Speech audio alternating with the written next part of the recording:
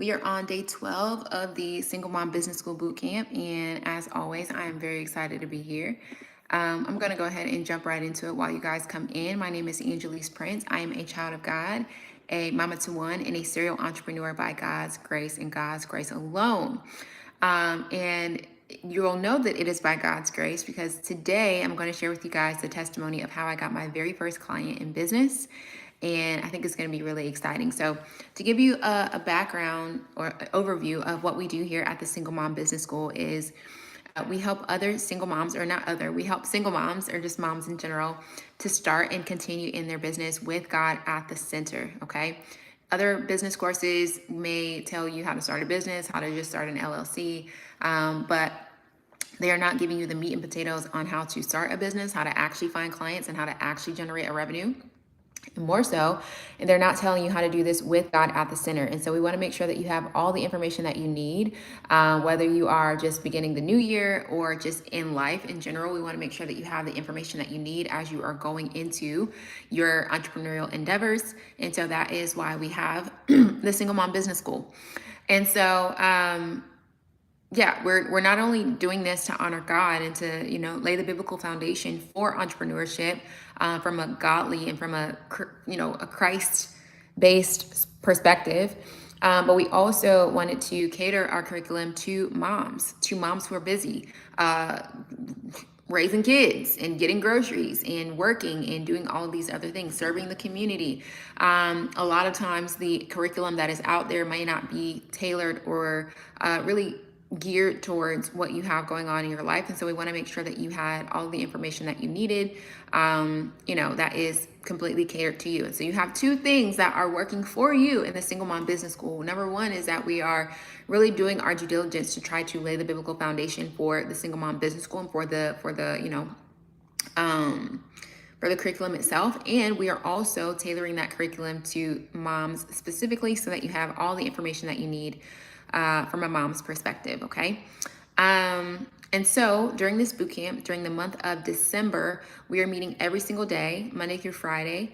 We're meeting every single day in the month of December, December 1st through December 31st. And so it's going to be very, very, very, very exciting as we are going throughout this month, okay? Let me just make sure that we are on the right page here, y'all. Yes, okay, cool. So we will be meeting, like I said, every single day during the month of December, December 1st through December 31st. And it will be a really great time, and I'm excited about it. Okay.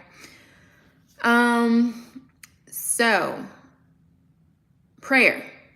As we are getting into right now, we started off this boot camp talking about prayer and deliverance and making sure that you're doing business with God first before we get into all the strategies and all the know-how and the operations of actual, business and running a business. And so let's keep that going. Let's continue to come before God as it relates to our business and come before him in prayer. Our anchor scripture is Psalm 127 verse 1, which says, unless the Lord builds the house, the laborers build it in vain. And so we want to make sure that we are building our business and building our house with God at the center, because otherwise we will be building in vain. And who wants to do that? Because Proverbs 13 also says that wealth gotten by vanity diminishes. And so we don't want you to be building something that is going to diminish. We want you to do something. We want you to be building your business as a single mom, as a mom, because this is the Single Mom Business School. This is the Single Mom Business School. We want you to be able to do that, with God at the center and make sure that you have all that you need there. Okay. So if you hear nothing else that I say out of this entire boot camp, out of the entire Single Mom Business School boot camp, is to make sure that you're coming before God in prayer as it relates to your business, because we want to do business with him and we want to do business with him well. Okay. Now, today we are talking about how I got my first client in business. And before I do that, make sure you guys subscribe to this channel. Go ahead and like this video and leave a comment down below if you have a question about how to start your business. Hold on, let's see. Oh, pray every day, but there's like nobody on this live except me, and I'm gonna see. Oh, you're sweet. You're sweet. You're sweet, Natalie. Thank you so much, Natalie. It don't matter anyway, because I'm gonna be here anyway by God's grace, you know what I'm saying? So it is what it is. But yes, if you guys, before I get into today's topic, make sure you guys go to singlemombusinessschool.com to get access to all of the prayer resources that we have available over there. Again, that is singlemombusinessschool.com, where you can get access to the course. You can also get access to the prayer resources that we have, and you can also get access to the previous boot camp that we did as well. All of the 30 videos are there as well. Okay. And so again, that website is singlemombusinessschool.com. That was singlemombusinessschool.com. Okay. So the story on how I got my first client in business. Now, let me say this. Thank you. So let me say this. I got my entrepreneurial start over 10 years ago. Okay. I was a young buck in the business marketplace streets. And I was in college at the time. And I was very prideful. I had a lot of pride. I was far away from God. I was not in church. I was not in the Bible. I was not in the Word. I didn't want anything to do with it. But I knew that I wanted to start a business and I wanted to be an entrepreneur. And so that's what I endeavored to do. Lo and behold, didn't know until much, much later that entrepreneurship was a gift from God in the first place. Like me even desiring entrepreneurship and business is a gift from God. It's literally a gift from God that God has given me. And now, it's only now after giving my life to Christ that I realized that. When I did give my life to Christ 6 years ago, that I realized that. But nonetheless, I wanted to start a business. I wanted to be an entrepreneur. And I think the real pull for me back then was I wanted to make money. I saw these entrepreneurs on YouTube, on Instagram, on all of these different platforms, and they were making money. They were able to work from home, work remotely, work on the beach. They were able to jet set and go here and go there and go out of the country. They could buy these $1 million homes and these $1 million mansions and these apartments, and they could travel and they could have all the clothes and all the food and all the things that they wanted. And that's what I wanted at the time, when I was, in my early 20s and wanted to start my business. And so naturally, I had a lot of pride. I was filled with pride. I was filled with idolatry. I wanted to go into business for all of the wrong reasons. And so the business that you're so sweet, Natalie. Thank you so much.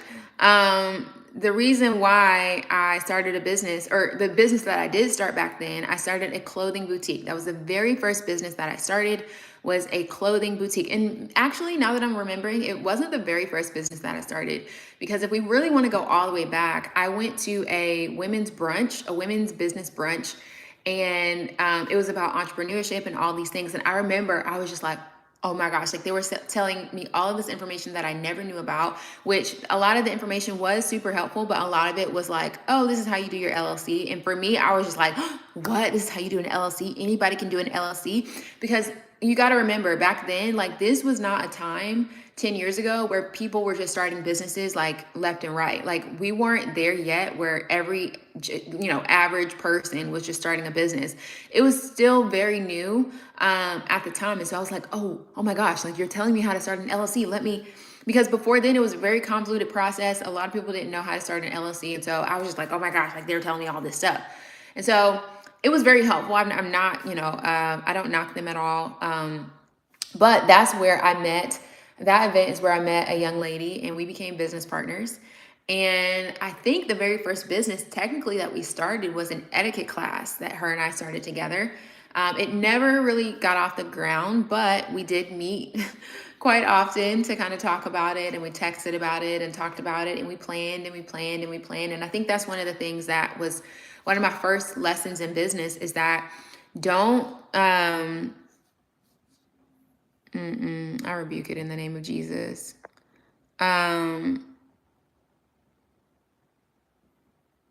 So that was my first lesson in business, was don't take so much time to plan and plan and plan and plan. I mean, we spent at least 6 months, if not longer, planning and planning and planning and planning, and it never took shape because we were always in this planning stage. And so we spent 6 months trying to do that. And then we were like, you know what, let's not do that anymore. Let's do closet organization. And so we, again, spent months and months and months trying to plan, trying to figure out how to get clients, trying to figure out how to do this, how to do that. And, that's what we did for months and months and months and months and months. Never really took shape. And so eventually we, disbanded. Nothing against her. I, pray that she's doing well and all the things. And I think, she from what I've seen, is doing well. And so we split ways after some time from the business perspective, and I carried on the business, or the closet organization side of the business. And so still, even though it was just me, I no longer had a partner. I still struggled with finding clients. I could not figure out how to find clients for my closet organization business. And so that was my first business. I made flyers. I would post flyers in, different offices. And, I would hope that people would walk by and say, oh my gosh, I need a closet organizer, right? I would do that. I would print out these postcards and I would put them in people's mailboxes. I would have my friend come with me and I would say, okay, you lean outside of that side of the window and you put the flyers in the mailboxes and things like that. And nothing ever took shape for that particular business. So then fast forward, that's when I started my clothing boutique. I started it in my dorm room. And I think I got a credit card, honestly, in order to get the capital that I needed for the inventory for the clothing boutique. I got a credit card. And I think the limit, I guess I'll share the limit. The limit was like $2,000, which for me as a college student, I was like, oh my gosh, that is a lot of money.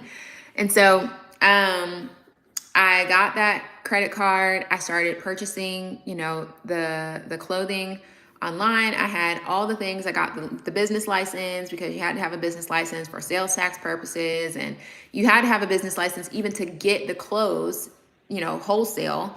And so I got all of that and then started buying clothes. And what I realized is when you're in the clothing industry, for example, you have to buy 6 of every clothing type. So let's say that this cardigan is something that I wanted to put in my shop, right? Well, when you go to a wholesaler, they're going to have 2 smalls, 2 mediums, and 2 larges. And so you have to buy 6.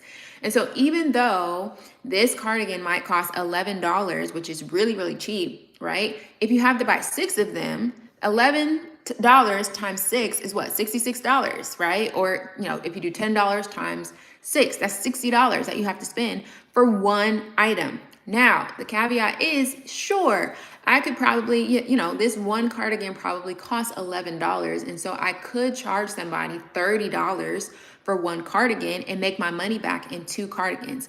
But I have to figure out how to get somebody to buy, how to get 2 people at least to buy this particular cardigan for $30. And so there's a lot that goes into the clothing industry and the clothing business, and it requires a lot of upfront cash flow, which I did not have a lot of. I only had $2,000, okay?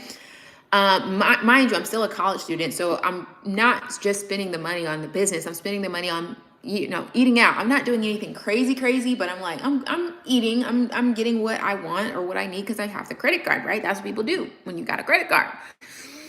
And so eventually I said, you know what, this is a lot. I don't think I want to do the clothing anymore. And so I shut down the clothing and I went into sunglasses.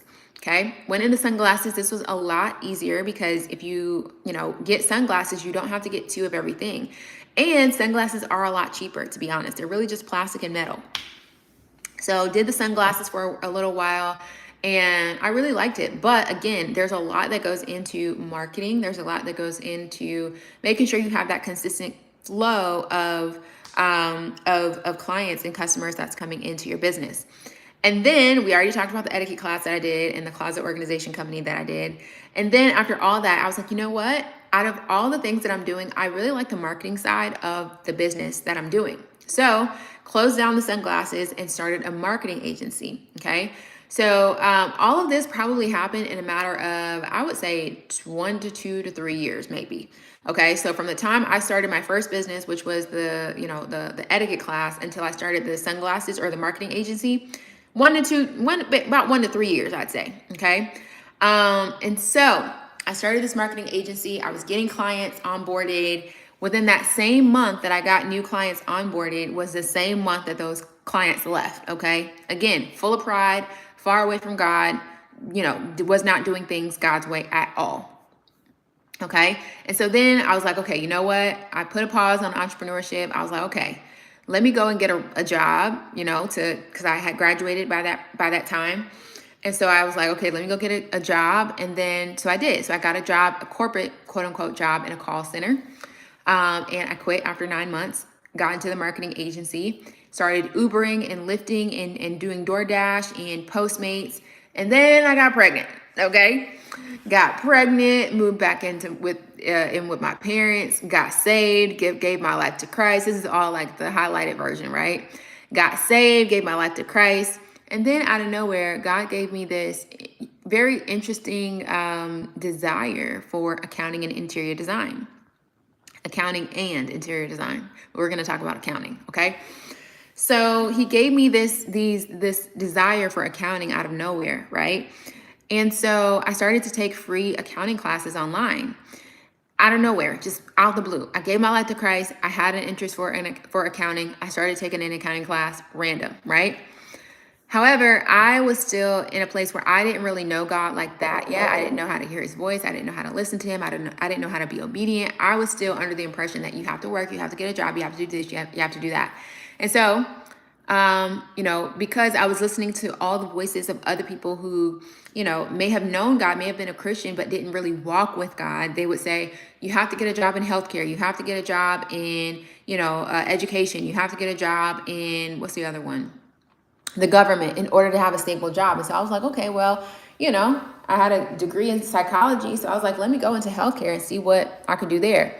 Y'all, I went into this job. I think I've told this story before. I went into healthcare, went to the healthcare field, try to get, stay in these corporate jobs and all the things. I was oppressed. I was stressed. I was panicked. I had a daughter. It was a lot. Okay. So after a while, after about 2 years-ish, I found a remote job, which was helpful, but I was still in healthcare, still oppressed, still stressed, still panicked, more stress, more oppression. And I kept finding the same thing over and over and over again. However, on the side, I started to find that I was very interested in finance. Again, this finance just kept coming back up. And so what I would do is I would just naturally spend like hours doing my budget, hours upon hours upon hours. I love doing the spreadsheets. I love doing the formulas. I love doing all of that, all the detail work, right?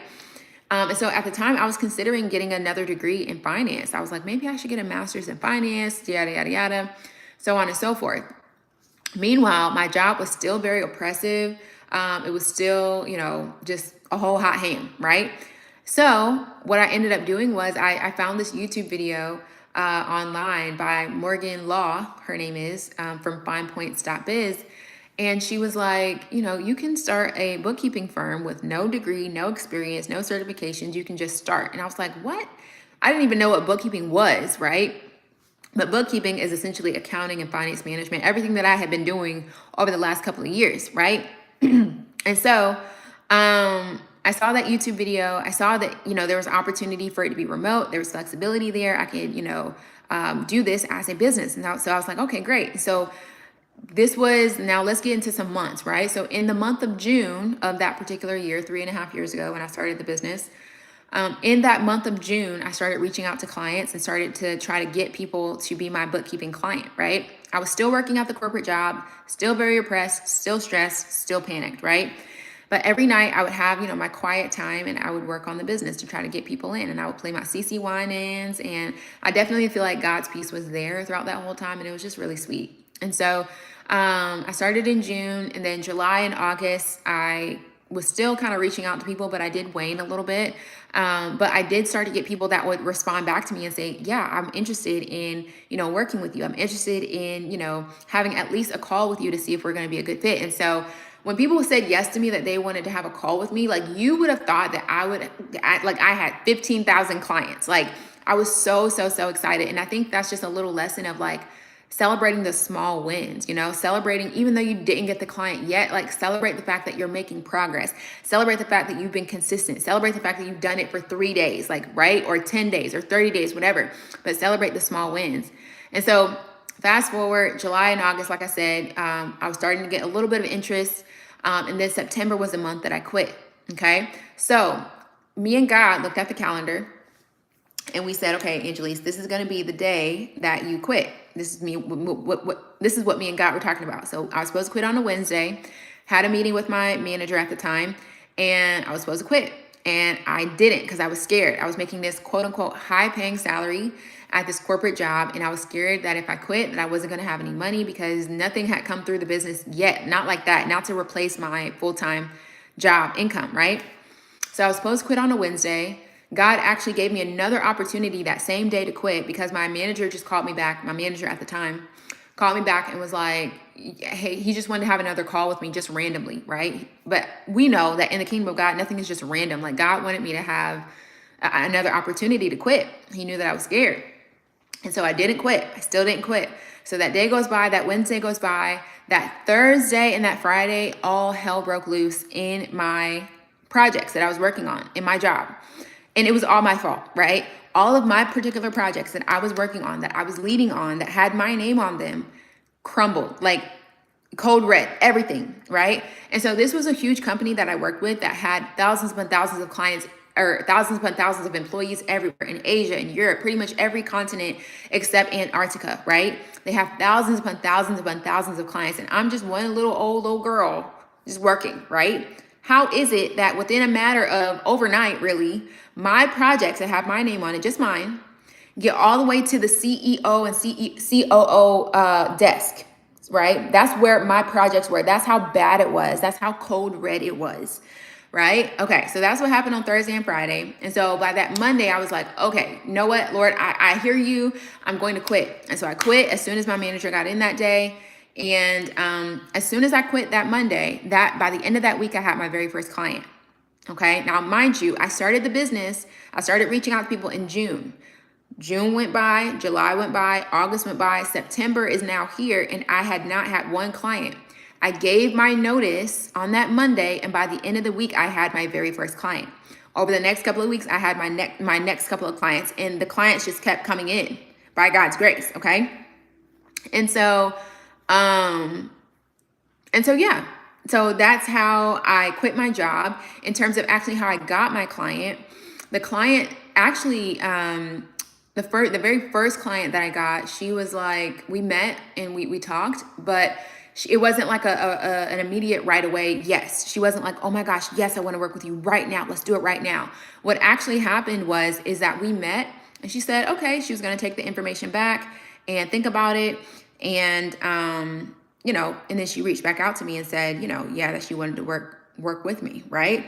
And so what happened in the in between time was, when she emailed me first and said that she wanted to have a call with me, when that time came, I didn't have the slide deck prepared. I didn't have the presentation prepared. It was only after she said that she wanted to meet with me that I prepared the slide deck. And again, I feel like if we go back to the beginning of my story, a lot of times we waste a lot of time planning. We feel like we have to have the website right, and we feel like we have to have the slide deck right, and the social media and all the things. I didn't have any social media. I didn't have any social media following. I didn't have a website yet. I didn't have anything. I was making sure that I was in touch with the person who I was going to be serving. It was very, very, very simple, okay? I used Google Meet to schedule the meeting with her. I manually sent her a reminder saying, hey, just reminding you that we have a call tomorrow. I made sure that my background looked cute, right? I remember I put like some little flowers over here and a little table over there to make it look cute. That's what I did. Now, in terms of reaching out to potential clients, I looked on people's websites, right? I didn't have any kind of fancy equipment or anything like that to try to figure out, okay, how can I reach out to people? I went on their website and I looked up their email and I said, do you need help with accounting? And they said, yes. And I said, okay, let's go. Okay. And so that kind of gives you the background in terms of what the logistics look like from a sales standpoint for me when I got my first client.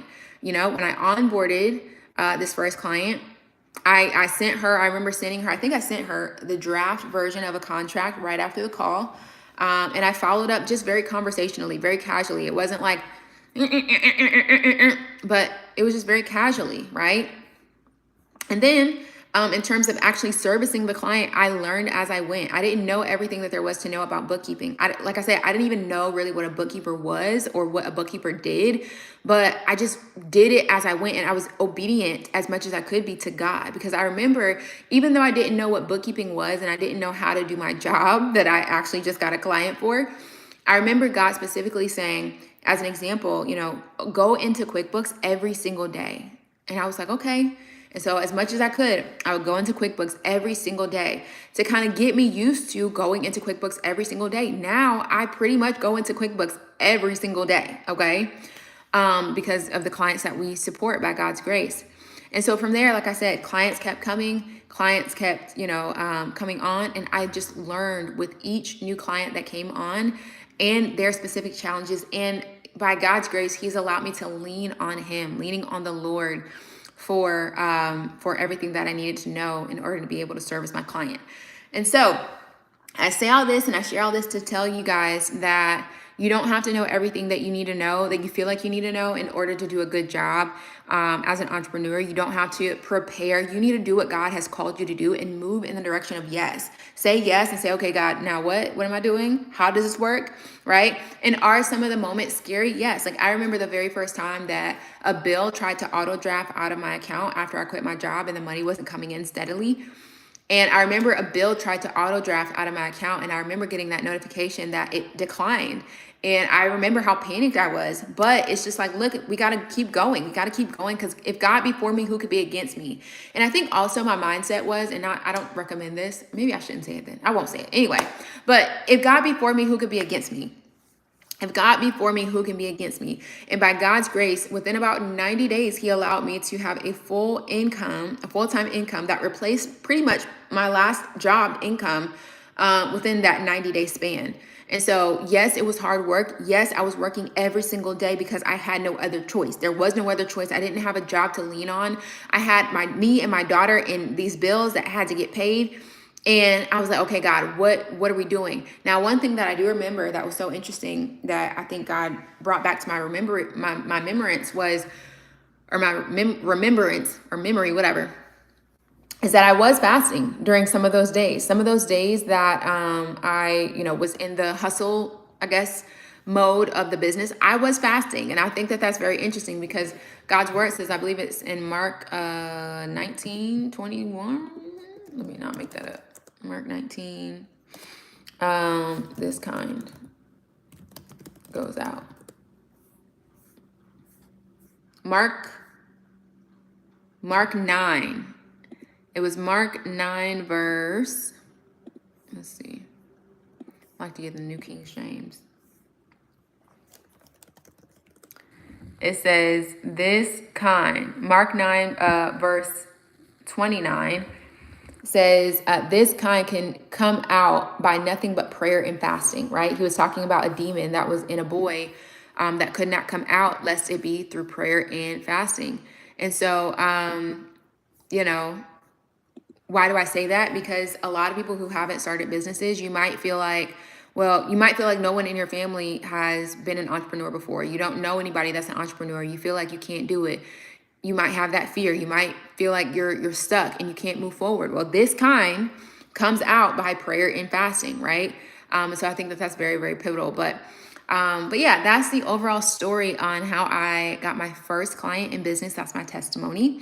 And so now I am kind of encapsulating all of the little mini experiences and lessons that I've learned, and I've compiled them into the Single Mom Business School over the last 3.5 years, so that you can have them, so that you can have all of the information that you need to be able to get started with your business with God at the center, because it is very possible. And if God did it for me, God can definitely do it for you.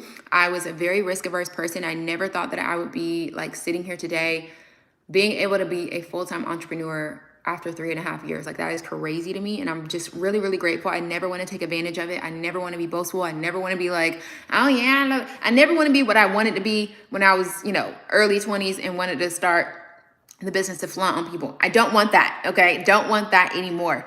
But I want you to be able to know that you can do this, that God is for you. He literally makes so many ways for us, and to him be the glory. And so I pray that that encourages you. If there are any questions, feel free to let me know.